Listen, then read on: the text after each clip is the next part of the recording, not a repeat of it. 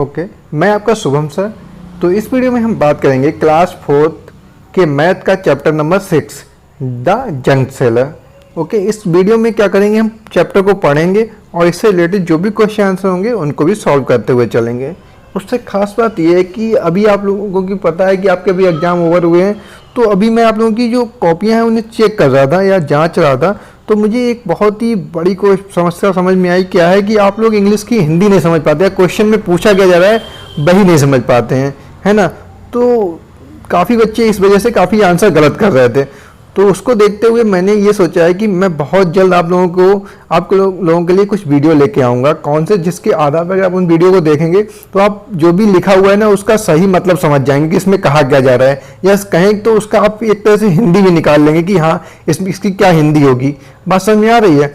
तो उसके लिए आपको क्या करना होगा, आपको आप इस चैनल को सब्सक्राइब जरूर कर लेना नीचे, क्योंकि सारे वीडियो की लिंक मैं आपको ग्रुप में नहीं दे सकता हूँ। रीजन आपका जो सिलेबस है ना, सिर्फ मैं उसी चीज़ों की लिंक है आपके ग्रुप में दूंगा। बाकी चीज़ों के लिए अगर आप सब्सक्राइब करेंगे तो आपको अपने आप नोटिफिकेशन मिल जाएगा, तो सब्सक्राइब कर लेना, है ना। तो अभी सब्सक्राइब कर लो, नीचे सब्सक्राइब लिखा होता है उस पर क्लिक करना होता है। अब हम लोग चलते हैं चैप्टर पर।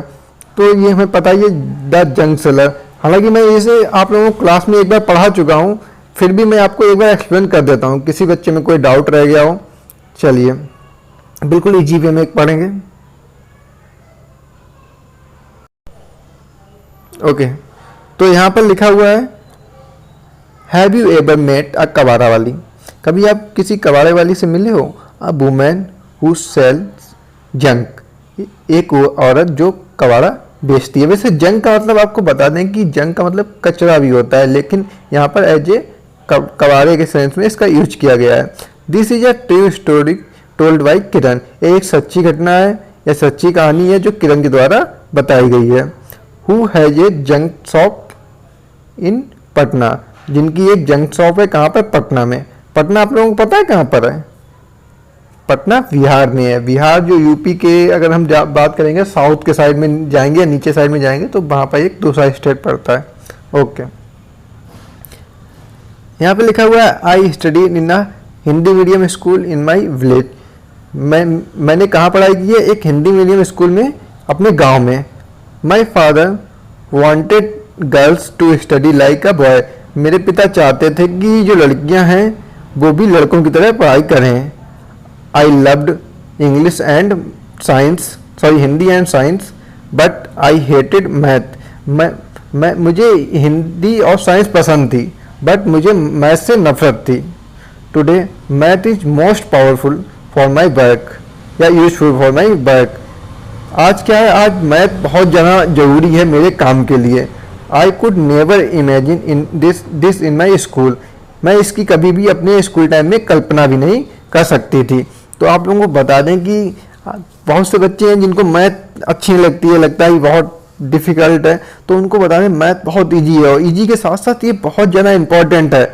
मैथ के बगैर आपका कुछ भी काम नहीं होने वाला है। मतलब आप घर से बाहर निकले नहीं, आपको मैथ की ज़रूरत पड़ जाएगी, चाहे आप ऑटो से घर जाएँ या सब्जी खरीदनी हो या कुछ भी खरीदना हो, मैथ तो आपको चाहिए। तो मैथ पे तो थोड़ा ध्यान देना ही पड़ेगा, और इजी बहुत होती है। इस चीज़ को अपने दिमाग से निकाल दो बिल्कुल ही कि मैथ किसी भी तरह से डिफ़िकल्ट है, बहुत आसान होती है, बहुत ही ज़्यादा आसान। ठीक है, ये समझो और पढ़ाई करो, देखो मैथ कितनी अच्छी लगेगी आपको।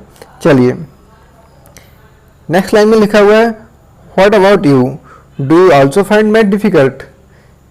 आपको क्या, आपको भी मैथ कठिन लगती है? नेक्स्ट लाइन में लिखा हुआ है, what is the most difficult thing in your math book. आप लोगों को यहाँ पर लिखना है कि मैथ की बुक में सबसे ज़्यादा डिफिकल्ट चीज़ आपको क्या लगती है, यहाँ पर आपको लिखना है यहाँ पर। Okay, what do you think the easiest thing. अब आपको यहाँ पर जो लास्ट लाइन यहाँ पर लिखा हुआ है, what do you think the easiest lesson, आपको सबसे ज़्यादा इजी लेसन कौन सा लगता है वो आपको यहाँ पर लिख देना है। ओके नेक्स्ट लाइन में देखेंगे, When I was young, my father died in an accident। तो किरण कह रहे हैं जब वो यंग थी तो उनके पिताजी का एक एक्सीडेंट में उनके पिताजी की डेथ हो गई थी। So my mother worked as a servant in some houses. तो इनकी जो मॉम थी उन्होंने एज ए सर्वेंट लोगों को घरों में काम किया है। We had a difficult time, तो इनका बहुत ही ज़्यादा कठिन समय था उस टाइम पे। I had to leave school after class 8, तो इन्हें अपना जो स्कूल था वो क्लास 8 के बाद में छोड़ना पड़ा था। I wanted to study more but my mother got me married, मैं और पढ़ना चाहती थी बट मेरी माँ ने मेरी शादी कर दी। My husband's family lived in a mud house, तो इनके जो हस्बैंड हैं उनकी फैमिली जो थी वो एक मड हाउस में रहती थी, मतलब कच्चे मकान, मिट्टी के मकान में। His together and his sister did not go to school, he had a tea stall, जो इनके हस्बैंड थे उनकी जो भाई था, दो भाई थे और जो बहन थी वो स्कूल नहीं जाते थे, क्या कर, और इनकी क्या थी, एक चाय की दुकान थी। ओके बच्चों, बुक ओपन कर लो, पेज नंबर 61 पर हम लोग हैं इस टाइम पे। पेज नंबर 61 ओपन करो सभी बच्चे। ओके, बुक से ही आपको ज़्यादा अच्छे समझ में आएगा। नेक्स्ट लिखा हुआ है find out how much for a cup of T. आप लोगों को पता करना है कि एक कप चाय के क्या प्राइस होते हैं। आप लोगों को कैसे पता करना है, ask people and find out the cost of cup of T. तो आप लोगों से पूछिए कि एक कप चाय की कीमत क्या है, कहाँ पर, एट अ टी स्टॉल। आप लोगों को चाय की दुकान पर पूछना से पता करना है कि कितने में मिलती है, और एट अ होटल, और आप लोगों को यही पता करना है कि होटल पर कितने रुपए की मिलती है। चलिए नेक्स्ट पढ़ते हैं। If a person who runs a tea stall earn 30 rupees in a day, how much will he earn in 10 days. तो पूछा जा रहा है यहाँ पर कि अगर कोई व्यक्ति एक चाय की दुकान है जिसकी, वो एक दिन में 30 रुपये कमाता है, तो वह कितने 10 दिनों में कितना कमाएगा, है ना। तो एक दिन में तो 30 इंटू 1 इक्वल्स कितना होगा 30, और यहाँ पर 30 इंटू 10 करना पड़ेगा। 10 डेज की बात रही तो हमारा 300 आ जाएगा, है ना, 300। ओके, तो इसको तो आप कर सकते हैं ना। चलिए नेक्स्ट देखेंगे क्या लिखा हुआ है। I thought to starting my own business, मैंने क्या सोचा, अपना खुद का बिजनेस स्टार्ट करने का। I thought I should open a bangle shop और अ टेलर शॉप, तो मैंने सोचा कि मुझे एक चूड़ी की दुकान या टेलर की दुकान खोलनी चाहिए। What my uncle said that we could earn a lot of by opening a junk shop, हम काफ़ी ज़्यादा अर्न कर सकते हैं कैसे, by opening a junk shop, अगर हम एक कबाड़े की दुकान खोलें। Okay, in 2001 my mother in law and I open a junk shop, 2001 में इनकी मदर इन लॉ और इन्होंने एक जंक शॉप मिलकर एक जंक शॉप खोली। We took a loan of ₹800, तो इन्होंने एक लोन लिया, कितने का, 8,000 रुपये का। ओके, तो ये बताइए लोन होता क्या है, कितने बच्चों को पता है लोन क्या होता है। आप लोगों को क्या करना है, अपने घर पे अपने आसपास लोगों से पूछना है लोन क्या होता है, ठीक है, लोन के बारे में पता करना है आप लोगों को। ओके, तो आपको थोड़ी भी जो वॉइस है वो थोड़ी सी वैसी लग रही होगी। रीज़न क्या है, मैंने अभी एक वीडियो और बनाया है, वो कब लगभग 1 घंटे का, तो इस वजह से थोड़ा बोलने में दिक्कत हो रही है, लगातार बोलने की वजह से ऐसा हो जाता है। ओके, कोई बात नहीं। अभी हम लोग कहाँ पर हैं, फाइंड आउट व्हाट ये लोन, आपको लोन के बारे में पता करना है, लोन होता क्या है। Have you ever heard of someone talking about loan, आपने कभी किसी को लोन के बारे में बात करते हुए देखा है। फॉर व्हाट, और उन्होंने किस चीज़ के लिए, सॉरी टॉकिंग नहीं टेकिंग है, आपने कभी सुना है कि किसी ने लोन लिया है, और फॉर व्हाट, और किस चीज़ के लिए लिया है।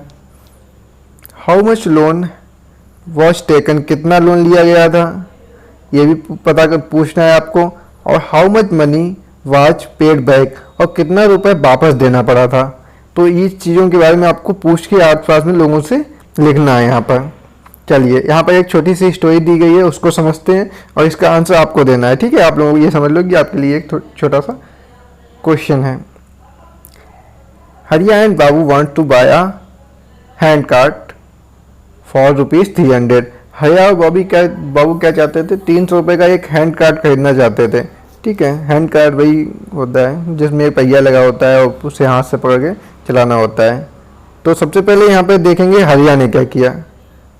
I have taken a loan of ₹300 from a bank for 6 months. I will pay ₹51 every month to the bank. तो I have taken a loan of ₹300 from a bank. तो इन्होंने क्या किया था, हरियाणा बैंक से 300 रुपये का लोन लिया था. कितने दिन के लिए? 6 month के लिए. आई विल पे ₹51. तो इनको क्या करना है, 51 रुपीज़ पे करने हैं. 51 रुपीज़ पे करने हैं एवरी मंथ से 6 महीने तक 51 रुपये पे करने हैं. तो सोचिए 6 महीने तक अगर 51 रुपीज़ पर मंथ पे करना होगा तो कितने रुपए होगा, आप लोगों को जल्दी से कैलकुलेशन करना है. नेक्स्ट है बट क्या हुआ, इन्होंने क्या किया था, बाबू ने क्या किया था, but I have taken a loan ₹300 from Chunnilal. After 6 months I will पे बैक ₹360. तो इन्होंने पास में कोई चुन्नीलाल होंगे उनसे रुपए लिया 300 रुपये और 6 महीने बाद ये लोग ये कितना पे करेंगे, 360 रुपये, है ना, 360 रुपीज़. तो बताइए किसे ज़्यादा पे करना पड़ेगा, बताइए, हरिया को या बाबू को. इसको थोड़ा सा कैलकुलेट कीजिए, जल्दी से वीडियो को यहीं पे रोक दीजिए, इसको कैलकुलेट कीजिए. ओके, तो आपको आंसर मिल गया.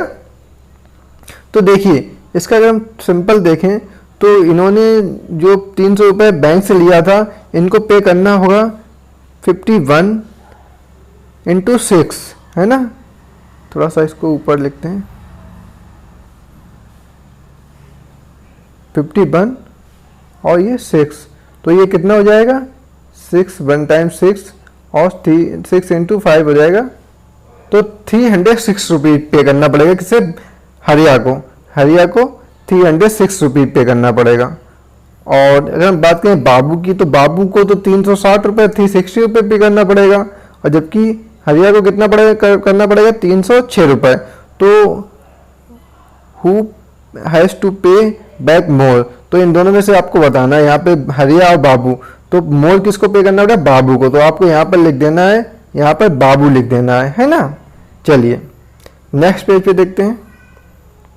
पेज नंबर 62 ओपन कीजिए सभी बच्चे, पेज नंबर 62. ओके,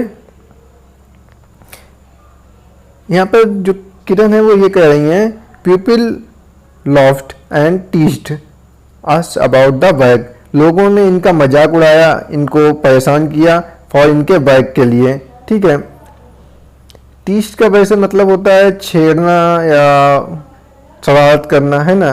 तो वही होगा यहाँ पे मजाक उड़ाना. ठीक है, दे कॉल्ड इट गंदा काम. वो लोग क्या कहते थे कि ये गंदा काम है, डर्टी बिजनेस है, गंदा बिजनेस है. But I did not think so. लेकिन मैं ऐसा नहीं कुछ सोचती थी. I knew this idea would work. ये जानती थी कि ये आइडिया जो है वो काम करेगा. और उसके बाद में क्या हुआ, जब इन्होंने अपनी जंक शॉप खोल ली और वो चलने भी लगी, उसके बाद में क्या हुआ उसको देखते हैं. Now we have a pucca house with electricity. तो अब इनका एक पक्का मकान है और उसमें लाइट भी है. वी हैव अ फ्रिज, और इनके पास एक फ्रिज है, a TV, a gas stove. एक टीवी भी है, एक फ्रिज भी है और एक गैस स्टोव भी है. My husband brother and sister and also my daughter go to school. पहले क्या था, इनकी जो हस्बैंड की सिस्टर और ब्रदर थी वो स्कूल नहीं जाते थे. अब क्या हुआ, इनके ब्रदर, जो हस्बैंड के ब्रदर सिस्टर और इनकी डॉटर भी सभी स्कूल भी जाते हैं. चलिए नेक्स्ट देखते हैं. यहाँ पर लिखा हुआ है, I have 9 rickshaws my own. I give it rickshaws on rent each of ₹20 a day. On Sunday I do not take any money from them. Okay, I have 9 rickshaws. अब इनके पास 9 रिक्शे हैं. ठीक है, आई गिव हिम. अब ये क्या करती हैं, उनको रेंट पे देती हैं, मतलब किराए पे चलाने के लिए. और प्रत्येक रिक्शे से फॉर ₹20 a day, 20 रुपये एक रिक्शे का एक दिन का किराया लेती हैं. On Sunday I do not take any money from them. और संडे को क्या करती हैं, रुपये नहीं लेती है, दे देती है रिक्शा फ्री में चलाने के लिए. ठीक है, इतनी बात समझ में आ गई. इस चीज़ को थोड़ा ध्यान से समझ लेना. ठीक है, अभी मैं क्वेश्चन पूछूंगा इससे रिलेटेड आपसे. चलिए यहाँ पे लिखा हुआ है, how much does Kiran earn from 9 rickshaws in a day. तो आपको यहाँ पे बताना है कि जो किरण है वो 9 रिक्शे हो उनके पास में, तो वो एक दिन में कितना रुपया अर्न करती है, क्योंकि एक रिक्शे से उन्हें कितना मिलता है, यहाँ पे देखो लिखा हुआ है for one rickshaw she got ₹20 per day. एक रिक्शे से उन्हें 20 रुपये पर डे का मिलता है, तो 9 रिक्शे से कितना मिलेगा, 9 रिक्शा से कितना मिलेगा आपको बताना है। यहाँ पर आंसर लिखना है आप लोगों को, जो भी आपका आंसर आता है यहाँ पर आपको लिखना है। देखिए इसको कैसे करेंगे, इसके तरीके तो काफ़ी हैं। मान लेते हैं 9 की जगह हम ये मान लेते हैं उसके बाद 10 रिक्शे हैं, ओके। तो वन डे का 20 रुपीज उसे मिलता है, 20 मिलता है ना, उसमें हम क्या करेंगे 10 रिक्शे मान लेते हैं, तो हमारा हो जाएगा 20 इंटू 10, हमारा कितना आंसर आ जाएगा 200। अब हम इसमें से क्या करेंगे, हम 9 रुपीज वो 20 रुपीज माइनस कर देंगे, क्योंकि हमने 10 रिक्शा कर लिया था। तो हमारा जो आंसर माइनस अगर हम 20 कर देंगे तो हमारा आ जाएगा 180।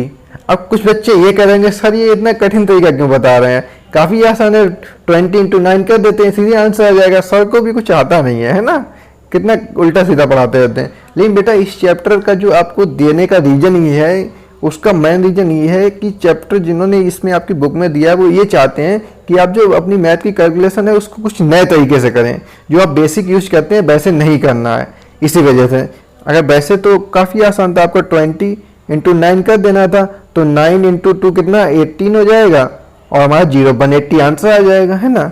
लेकिन हमें थोड़ा सा अलग सोचना है, इस वजह से मैंने आपको उस तरह का क्वेश्चन बताया था। ओके चलिए, तो यहाँ पर जो भी आपका आंसर आ रहा है वो आपको यहाँ पर लिख देना है, यहाँ पर। ओके चलिए,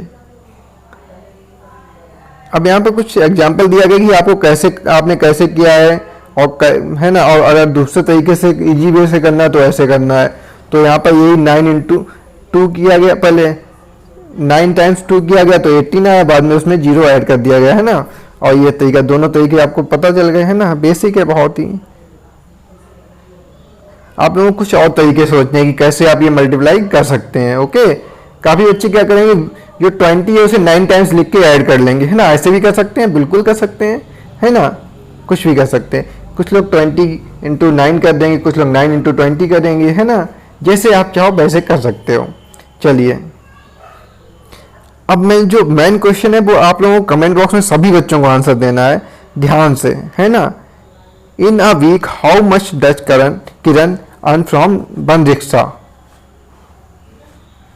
इसका आंसर जो बच्चे कमेंट बॉक्स में देंगे उसको मैं देखूंगा और नीचे मैं आपको रिप्लाई जरूर करूंगा, ठीक है। तो इसका आंसर आप लोगों को सभी बच्चों को नीचे देना है ध्यान से, काफ़ी सोच समझ के देना है। मुझे पता है कि लगभग 90% जो स्टूडेंट है वो उसका गलत आंसर देंगे, तो इसका आपको बहुत ही ध्यान से करना है, ठीक है। चलिए,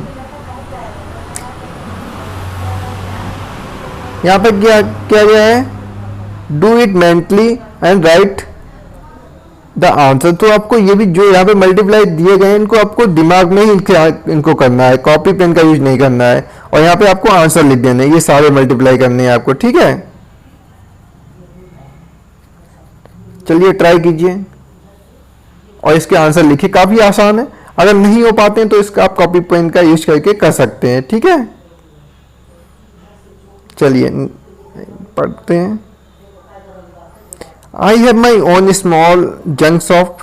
I buy junk from junk collector. They go home from home. They go from home to home and bring junk and on hand cart. I then sell it to the big shop. तो I have my own junk shop. तो इनकी अब ये बोल रही मेरी खुद की एक जंक शॉप है। I buy junk from junk collector, जो कबाड़ा इकट्ठा करते हैं, बीनते हैं, कलेक्ट करते हैं, उनसे ये कबाड़े को खरीदती हैं। वो क्या करते हैं, वो लोगों के घरों घर जाते हैं और कबाड़े को इकट्ठा करते हैं अपने हैंड कार्ड पे। Then I sell in to it at the big shop. तो उसके अंदर इनका काफ़ी ज़्यादा कबाड़ा इकट्ठा हो जाता है, तो ये क्या करती हैं, जो बड़े कबाड़े खरीदने वाले हैं उनको बेच देती हैं। तो उससे क्या होता है, बीच का मार्जिन इनको मिल जाता है। How much to pay for this junk. Kiran has bought some junk from junk collector. कुछ जो कबाड़ा है उन्होंने जंक कलेक्टर जो लेके आए थे उनसे खरीदा। Look at the next page, the rate list on to see today's rate, help Kiran to find out the cost of the junk. तो आपको नेक्स्ट पेज पे एक क्या मिलेगा, रेट लिस्ट मिलेगी। उसके आधार पर आप लोगों को बताना है कि इनकी थोड़ी मदद कीजिए कि किस तरह से इन्हें कितना लेना चाहिए, कितना रुपए लेना चाहिए, कितना देना चाहिए। यहाँ पर लिखा हुआ है हाउ मच विल किरण पे फॉर 31 kg न्यूज़पेपर। तो किरण है वो कितना पे करेगी 31 kg न्यूज़पेपर के लिए। यहाँ पर लिखा हुआ है 1 kg newspaper cost ₹5, 30 kg cost हो जाएगी, यहाँ पर कितनी हो जाएगी 5 × 30 रुपीज़, तो हो जाएगी 150 रुपीज़। सो फॉर 31 kg सी पे, तो 31 kg के लिए वो कितना पे करेगी बताइए आप लोगों का। इसको कीजिए, कैसे करेंगे, कुछ नहीं करना है। देखिए 30 kg का तो हमारा यहाँ पर आंसर आ गया ना 150, इसमें हमें 1 kg और ऐड करना है, और 1 kg का प्राइस है 5 रुपीज़, तो इसमें हम +5 और कर देंगे। इसमें अगर हम +5 कर देंगे तो हमारा जो आंसर आ जाएगा 155 है ना, यही तो आंसर होगा हमारा। चलिए नेक्स्ट पेज पे देखते हैं क्या रेट लिस्ट है। तो अभी हम लोग किसकी बात कर रहे थे, न्यूज़पेपर की। तो न्यूज़पेपर का प्राइस 5 रुपये है ना। हाउ मच विल करिन पे फॉर 42 kg, अब 42 kg के लिए आपको बताना है। तो कैसे करना है आपको, तो हम 42 kg ना मान के 40 kg मान लेते हैं। ओके, तो 40 × 5 कर देंगे हम लोग, है ना, क्योंकि 1 kg का प्राइस 5 रुपीज़ है। तो हमारा कितना हो जाएगा 5 × 4 20, और इसमें ये वाला जो 0 है उसको और ऐड कर देंगे तो 200 हो गया।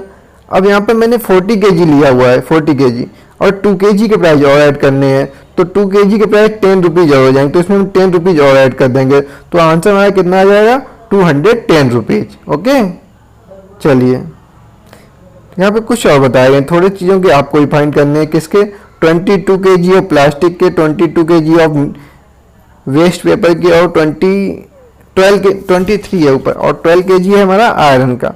तो यहाँ पर जो 1 kg के प्राइस यहाँ पर आपको दिए गए हैं सारे, ये देखिए, है ना। आपको इसका प्राइस निकालना है। ओके, तो हमको क्या करना है, थोड़ा सा मैं आपको हिंट दे देता हूँ।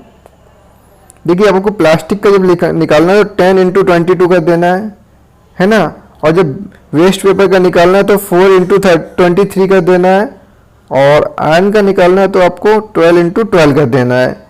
तो इतना कीजिए, आपको यहाँ पर इनके आंसर लिख देने हैं। ओके, अपनी कॉपी में भी नोट डाउन कर सकते हैं जो भी क्वेश्चन आंसर दिए गए हैं।